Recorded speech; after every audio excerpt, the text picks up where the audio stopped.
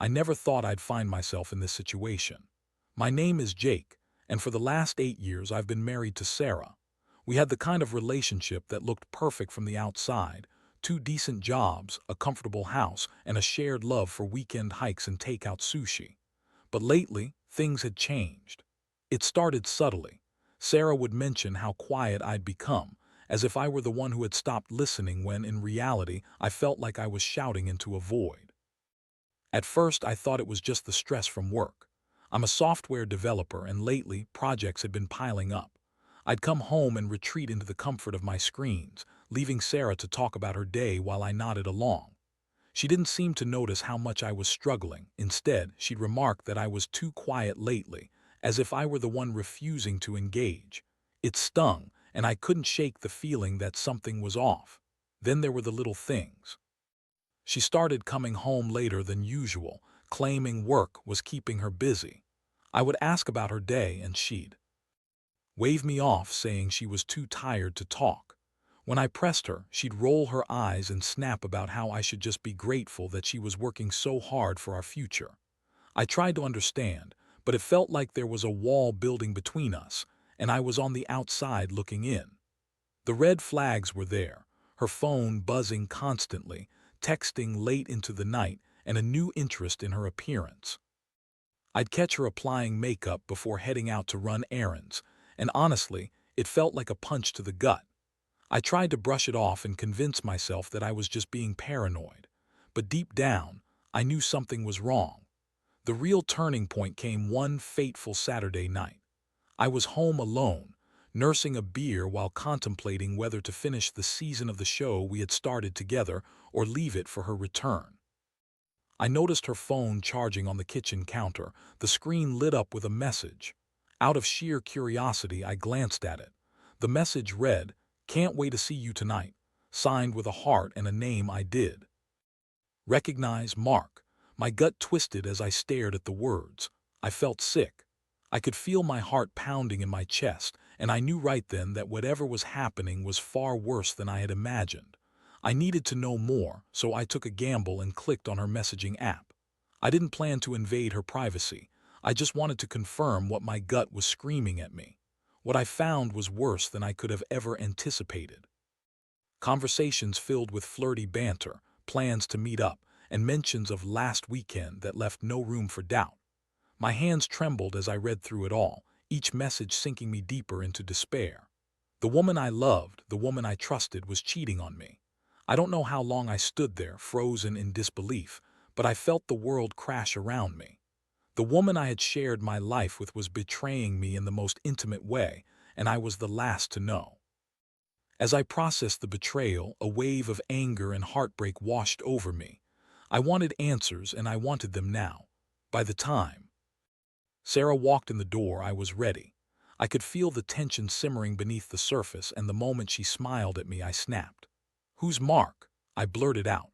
Her eyes widened, and for a moment silence enveloped the room. I felt a mix of anticipation and dread as I awaited her response. Would she deny it? Would she lie again? I had no idea what to expect, but I knew that I wouldn't back down. The mood in the room shifted, and I could almost feel the air crackle with tension. As she opened her mouth to speak, I braced for the barrage of excuses, a rehearsed script I had seen all too many times in movies. Little did I know that this was just the beginning of my emotional roller coaster. Her face was a mixture of shock and confusion, and for a fleeting moment I thought I might actually see guilt creeping in. But then, as if flipping a switch, she recovered quickly, her expression morphing into something defensive. "What are you talking about, Jake?" she said, her voice laced with irritation. "You've been so distant lately. Why would I even consider someone else?" I clenched my fists, feeling the heat of anger rise within me. "Don't act innocent, Sarah. I saw the messages. You're seeing someone, Mark. Are you seriously going to lie to my face?" She hesitated, her eyes darting as if searching for a way out of the corner she had painted herself into. "Okay, fine, but it's not what you think. Mark is just a friend from work. We were discussing a project together, and don't give me that. I read what you wrote. You were planning to meet up." I could feel the raw hurt spilling over as I confronted her. "You think I'm stupid. You think I wouldn't notice you've been acting totally different. She crossed her arms defensively, her body language an outright challenge against my accusations. You don't know the whole story. You're too busy with your work to notice that I've been lonely. I needed someone to talk to, and Mark has been there for me. Lonely. The word hit me hard. I had been trying to support her, but I was also lost in my own work and worries. So, you just thought it was okay to find someone else to fill that void? Yes, because you've been so wrapped up in your own world. She shot back, her voice rising. You've changed, Jake. I've been trying to reach out to you, but you just shut me out. I took a deep breath, trying to steady my emotions. Her words stung, but deep down I could see the truth in them. I had been shutting her out, but I never expected it to lead to this. So, it's my fault that you're cheating? I asked incredulously. Sarah's gaze dropped, and for a brief moment I thought I caught a glimpse of remorse in her eyes. I didn't want it to happen, but it did. You just don't understand how lonely I felt. I was desperate for someone to talk to, and Mark, he was there. I felt like the wind had been knocked out of me. I had hoped for a fight, maybe even some semblance of a plan to hash things out, but her confession felt like a slap in the face. Desperate. You cheated on me. You could have come to me, talked to me, but instead you chose to betray me. She didn't respond, her silence speaking volumes. I could see the walls she'd built around her heart were now fortified with lies and excuses. I thought of all the moments we'd shared, the vows we'd taken, and the trust we'd built. It felt like it was all crashing down in an instant. I didn't know how long we stood there exchanging heated words, each one carving deeper wounds into my heart. I wanted to scream, to cry, to fight back against the hurt, but instead I felt frozen, caught in a limbo between anger and disbelief. When I finally spoke again, my voice was low, almost a whisper. What do you want from me, Sarah? Do you want me to forgive you? Do you want me to act like this never happened? She opened her mouth, but no words came out. I could see the realization dawning on her, the reality of what she had done and how it had broken something deep within me. I don't even know what I want, Jake, she admitted, the fight leaving her voice. I can't believe this is happening. The silence that followed was heavy, filled with unspoken words and a chasm of broken trust.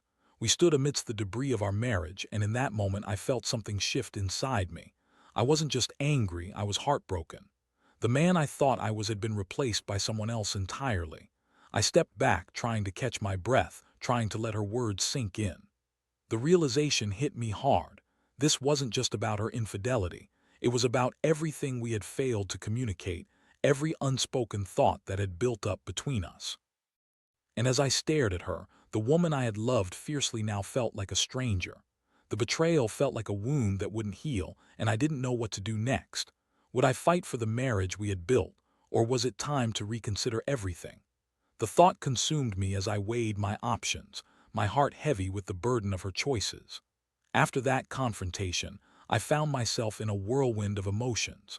It was hard to process everything that had happened in just a few short hours.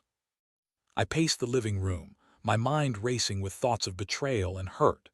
Each moment replayed in my head. Like a broken record, how had we gotten here? The woman I once adored was now someone I couldn't trust, and the realization was suffocating. Sarah was sitting on the couch, her face buried in her hands. I could hear her sobs, and a small part of me felt a twinge of sympathy. But the anger I felt overshadowed everything else. I wanted to scream at her to make her feel the pain she had caused me. But I also wanted to understand what had driven her to this point. Are you even sorry? I asked, my voice barely above a whisper. It was a question I had been wrestling with since the moment I discovered her betrayal. She looked up, her eyes red and puffy, and for the first time I could see a hint of vulnerability. I am Jake, she replied, her voice trembling. I never wanted to hurt you, I don't know what I was thinking, it just happened. It just happened, I echoed incredulously. You didn't just trip and fall into bed with him, Sarah. You made a choice. You chose to betray me. I know I messed up.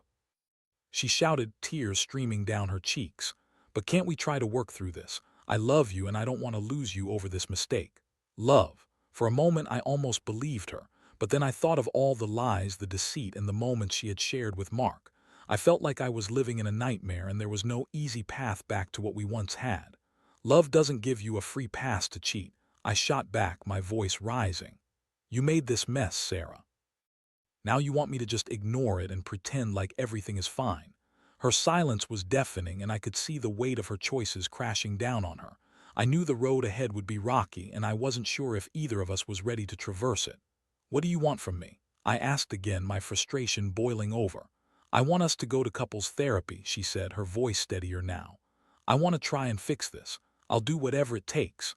I paused, considering her proposal. Therapy could help, but part of me was hesitant. Did I really want to invest my time and energy into fixing something that felt irrevocably broken? I felt a surge of anger. How could she even suggest that after what she'd done? But in that moment, I also remembered the good times, the laughter, the love we had shared. I don't know, Sarah, I finally said, my voice heavy with doubt. Can we really fix this? Can we trust each other again? I'll prove it to you, she said, desperation creeping into her voice. I want to fight for us. I know I messed up, but please give me another chance. I felt torn. Part of me wanted to walk away, to leave this broken relationship behind, but another part, a fragile, hopeful part, wanted to believe she could change, that we could rebuild what we had lost. But could I ever trust her again? I decided to give her an ultimatum. If we're going to do this, you have to cut off all contact with Mark. No more texting, no more meetings, nothing. If you want to fight for us, you need to prove that he's out of the picture.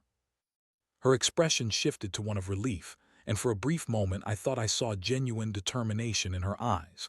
I can do that, she said. I'll block him right now, I promise. As she reached for her phone, I turned away, needing a moment to gather my thoughts. I felt hollow, like a shell of the man I used to be. I was angry, heartbroken, and utterly confused. The woman I loved had shattered my trust, and the road ahead was unclear. As she sat there, typing away, I couldn't help but wonder if I was making the right choice. Was I willing to invest more into this relationship? Could I really forgive her? The uncertainty weighed heavily on me, and I felt the burden of my decision pushing down on my chest. We spent the next few hours in a tense silence, both of us lost in our thoughts. I wanted to reach out to her, to comfort her, but the anger still pulsed through my veins. I didn't want to make excuses for her behavior, but it was clear that we had both neglected our marriage. Finally, I broke the silence. If we're going to make this work, we need to be honest with each other. No more lies, no more half-truths. If we're going to rebuild trust, we have to be transparent. She nodded, and I could see the sincerity in her eyes. I promise, Jake, no more lies. I want to be honest with you. At that moment, it felt like a small step forward. But as we both acknowledged the long road ahead, I knew this was just the beginning of the battle to regain what had been lost. I had to figure out if I was ready to forgive, to let go of the hurt and rebuild our foundation. And as I stared at Sarah, I realized that in order to heal, we would have to confront the broken pieces of our relationship and find a way to put them back together. The days that followed were a blur of emotions. I found myself oscillating between anger, sadness, and a flicker of hope that maybe, just maybe, Sarah and I could navigate this mess together. She blocked Mark's number as promised and began to make efforts to reconnect with me. We started to communicate more, but every conversation was laced with an undercurrent of tension. It was as if we were walking on eggshells around each other, afraid to say the wrong thing that would trigger another fight. We scheduled our first therapy session for the following week. In the meantime, I tried to keep myself busy at work. Focusing on the code and problems that needed solving helped drown out the chaos that was unfolding in my personal life. But even in the office, my mind drifted back to Sarah and the betrayal. No matter how hard I tried, I couldn't escape it.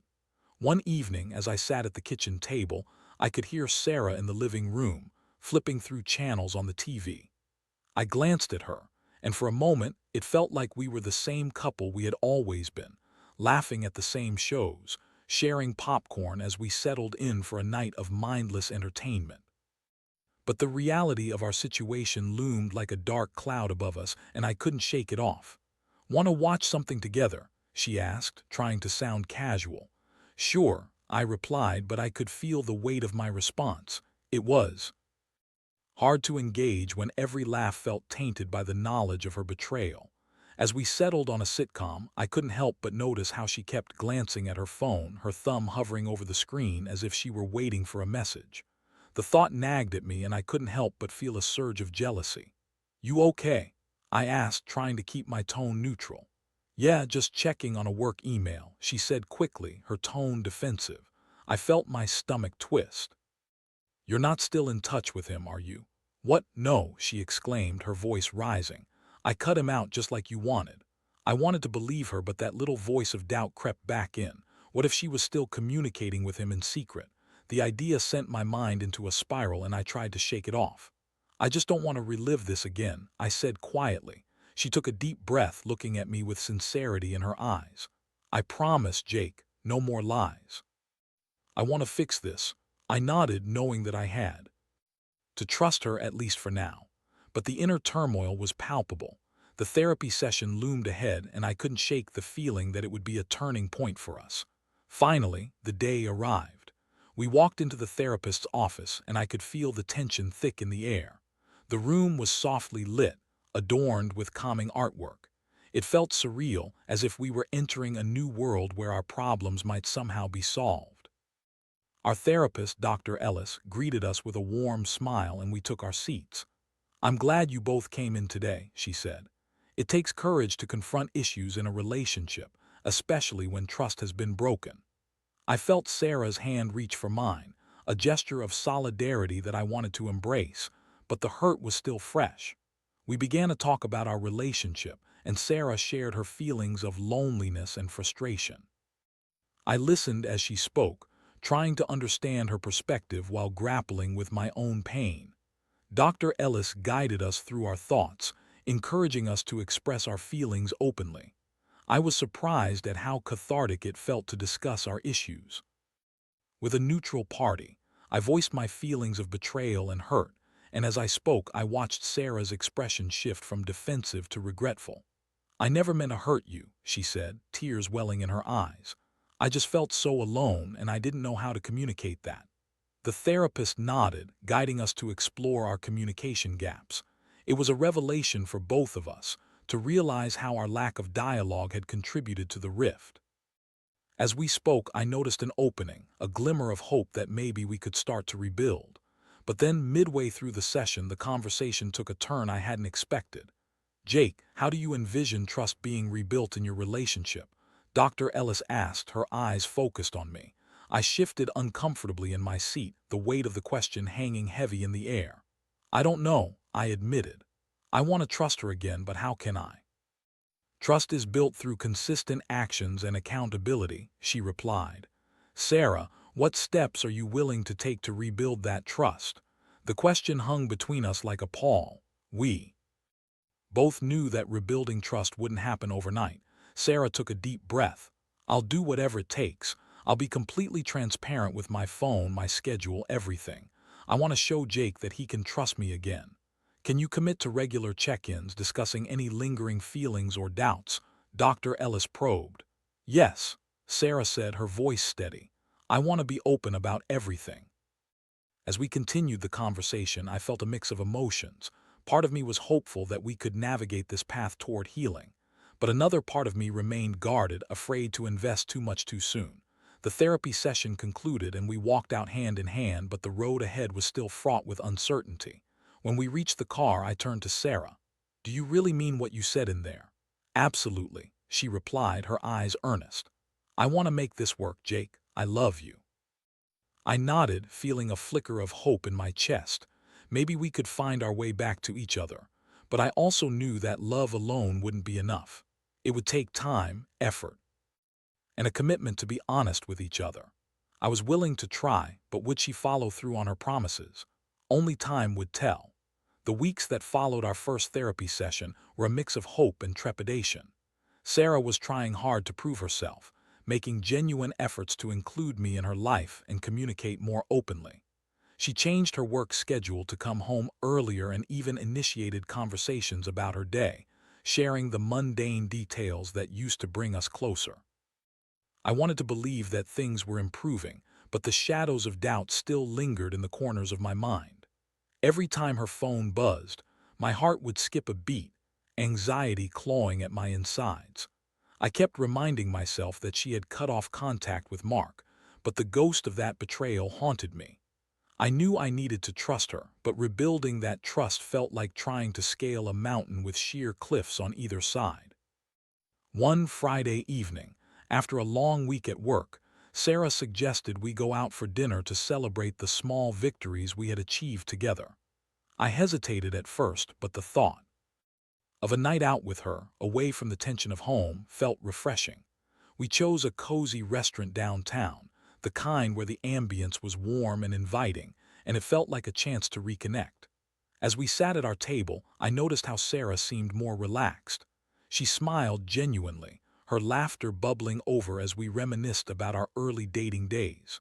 For a moment, it felt as if we were back in those blissfully innocent times, before the heartache, before the betrayal. I found myself leaning into the moment, allowing myself to enjoy the evening. Over dessert, the conversation took a more serious turn. "Jake," Sarah said, her tone sobering, "I know I hurt you and I'm really trying to make this right, but I also need you to meet me halfway. I can't do this alone." Her words resonated with me. I realized that while I was working through my feelings, I also needed to be proactive in rebuilding our relationship. "I want to try too," I admitted. "But it's hard for me sometimes. I don't want to feel like I'm constantly on guard." "I understand," she replied, reaching across the table to grasp my hand. "All I can do is be honest with you and show you that I'm committed. I don't want to lose you, Jake." As our eyes locked, I felt a flicker of something, a rekindling of affection that had been buried beneath the weight of my hurt. I squeezed her hand, allowing a small smile to break through. "Then let's do this together. We'll take it one step at a time." That weekend, we decided to dive deeper into the process of rebuilding our relationship. We scheduled another therapy session and began setting aside time to talk about our feelings. We began to work through the underlying issues that had contributed to our breakdown. But suddenly, the calm was shattered one evening when I received a text from an unknown number. The message read, "I saw Sarah with Mark at the cafe today. Just wanted you to know." My heart dropped. I felt sick as the words sank in. Hadn't she promised to cut ties? I couldn't help but feel a surge of betrayal that eclipsed everything I had felt before. I needed answers, and I needed them now. I confronted Sarah that night, my heart racing and my hands trembling. "I just got a message that you were seen with Mark. Is it true?" Her face blanched and I saw the panic flash in her eyes. "No, I swear, Jake, I haven't seen him since we talked about this." "Then why would someone lie to me? Are you still in contact with him?" I demanded, my voice raised. "No, I promise," she pleaded, tears welling in her eyes. "I don't know who sent that message, but I'm telling you the truth." But doubt gnawed at me and I felt the walls closing in. "It's just hard to believe you after everything," I said, my voice shaking. "You broke my trust and now I don't know what to think." "I understand that, but I need you to believe me," she said, desperation pouring from her. "I'm not seeing him, I swear. Can't we talk about this instead of jumping to conclusions?" I took a deep breath, trying to calm the storm raging inside me. I didn't want to believe she was lying again, but the thought of her betraying my trust once more was unbearable. "I need time," I finally said, pulling away from her grasp. The tension hung thick in the air and I could see the hurt in her eyes. "Jake, please don't shut me out. I'm trying to make this work. I'm being honest with you." "Are you?" I replied, frustration bubbling over. "You say that, but it feels like every time we take a step forward, something else pulls us back." We spent the rest of the night in silence, the weight of that message lingering over us like a dark cloud. I couldn't shake the feeling of betrayal, and as I lay in bed that night, I replayed the confrontation in my head. I wanted to believe her, but the doubt lodged itself deep in my heart, and I couldn't shake the feeling that our hard-won progress was slipping through my fingers. The next day, I decided to take matters into my own hands. I pulled out my phone and began Googling the cafe where she was supposedly seen with Mark. I knew it was wrong, but I felt like I needed to gather evidence to see for myself if she had been lying. I found the cafe's hours and made a mental note to go there that evening. I had to know the truth, and I wouldn't let fear or doubt cloud my judgment anymore. As I prepared to head out that evening, I felt a mix of determination and dread. Would I find Sarah with him, or would I discover that the message had been a cruel joke? The answers awaited me, and I was ready to face whatever I would find. It was time to confront the truth, whatever it may be. As I drove to the cafe, my heart raced with a mix of anxiety and determination. I felt like a detective on a mission, armed with the need for answers. The sun was setting, casting a golden hue over the street as I parked my car and approached the entrance. The cafe was quaint, with outdoor seating and twinkling lights, a place that had once felt warm and inviting, now a potential battleground for my heart. I took a deep breath and pushed through the door, scanning the room.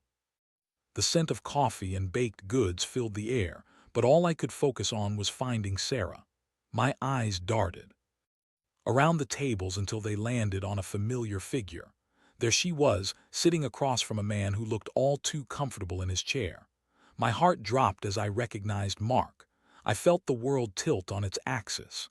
Anger surged through me, boiling over in an instant. I wanted to scream, to confront her right then and there, but I held back, choosing instead to observe for a moment. Sarah was laughing, her eyes sparkling in a way I hadn't seen in a long time, and a sinking feeling settled in my stomach. This was the betrayal I had feared, the very thing I had been trying to forget. I felt my heart break all over again, each laugh she shared with him a dagger to my chest. It was hard to reconcile the woman I loved with the one who sat there, betraying my trust so effortlessly. After what felt like an eternity, I decided I couldn't just stand there any longer. I had to confront her. I pushed through the crowd and approached their table, my pulse pounding in my ears. "Sarah," I said, my voice steady but filled with pain. Her head snapped up and the color drained from her face when she saw me. "Jake," she exclaimed, her eyes wide with shock. The laughter died in the air and Mark looked between us, his expression unreadable. "Mind if I join you?" I asked, my tone dripping with sarcasm. This isn't what it looks like," Sarah began, but I cut her off. "Really? Because it looks exactly like what I feared. You promised you cut ties with him, and here you are, sitting across from him like it's just another day." Mark stood up, raising his hands defensively. "Hey man, it's not what you think. We were just what, catching up?" I interrupted, my anger boiling over. "You know what? I don't even want to hear your excuses. This isn't about you." I turned back to Sarah, my heart aching as I searched her face for any sign of remorse. "You had my trust and you shattered it. You're sitting here with him, after everything we've been through, and you think I'm just going to accept this?" Tears streamed down her cheeks. "Jake, please let me explain." "Explain what?" "That you're still in contact with him. That you lied to my face." I felt the hurt transform into a roar of anger. "You didn't just betray me, you betrayed our marriage, all the work we put into fixing this, and this is how you repay me." "Jake, it's not like that," she pleaded. "We were just talking, I swear it didn't mean anything." "Then why didn't you tell me?" I shot back, my voice rising. "Why couldn't you just be honest?" "I was scared. I didn't want to hurt you again," she said, desperation etched on her face. I shook my head, the finality of the moment crashing down on me. "You already did hurt me. You broke my heart, Sarah. I was willing to try to work through this, but I can't do that if you're still going behind my back." Mark, sensing the tension, took a step back. "Maybe I should go," he said, his voice low. "Yeah, you should," I responded, my eyes still locked on Sarah. Once he left, the weight of the moment pressed down on us like a heavy fog. The silence was almost unbearable. I could feel my heart racing as I stood there, ready to make the decision that had been hovering over me like a storm cloud. "Jake, please," Sarah said, her voice breaking. "I'm so sorry, I messed up, but I love you, I want us to work. But could I forgive her again? Could I trust her after this?" The answer felt painfully clear. "I can't keep doing this," I said finally, my voice trembling. "I can't keep fighting for something that you're not willing to protect. I thought we could rebuild, but now I see that you're still hiding from the truth." Her face fell and I could see the reality setting in. "Please don't do this," she begged. "I'll change. I'll prove to you that I can do better." "I can't believe that anymore, Sarah. I need someone who will fight for our marriage, not undermine it. You've made your choice and I have to make mine now." With that, I turned and walked out of the cafe, leaving behind the memories we had built and the dreams of what could have been. The cool night air hit my face, and I felt a mixture of relief and sorrow wash over me. I didn't know what the future held, but I knew I needed to prioritize my own well-being. In the coming weeks, I focused on healing. I leaned on friends and family, sought support from the therapy sessions, and rediscovered who I was outside of my marriage. I learned that betrayal doesn't just shatter relationships, it can also create a space for growth and self-discovery. Through the pain, I found strength. I had entered a dark chapter, but it didn't define my story. I emerged knowing that I deserved honesty, love, and respect, and I would not settle for anything less.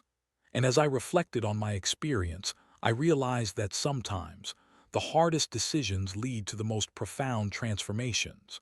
I learned that trust is not just a word, it's a commitment I was ready to make to myself as I moved forward into a new beginning.